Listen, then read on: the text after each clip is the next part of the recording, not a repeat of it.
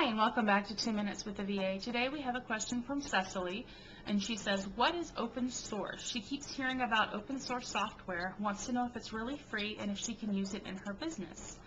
That's a really good question, and there are actually virtual assistants that work primarily on open source software solutions.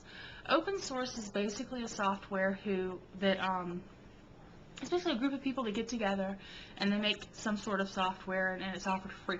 There's a big long explanation on Wikipedia and I'll put a link to it down here for you, but that's the basic of it. It's basically free software for you. If you like the software, it's always a good idea to donate to the cause, because these people give their time and energy and blood, sweat, and tears into it.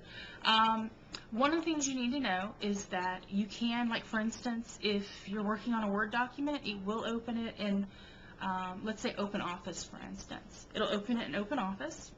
You can also save in the Word format inside of OpenOffice, so it works seamlessly. Typically, in my experience, the software isn't as pretty as, its counterpoint, one that you buy. So if you don't really care about that, give it a try.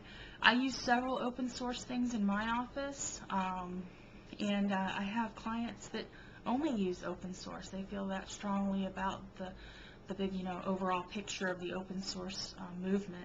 But you can absolutely use it in your business. I use Thunderbird, which is an open source Mozilla program. I use Firefox. All of these things are open source development. The really cool thing that I like about open source, though, is that, for instance, let's use Internet Explorer for an example. That thing has to go through a lot of beta testing, and it takes forever for a new update to come out. With open source, it tends to happen faster because the community is more, together, and they put out different releases and everything.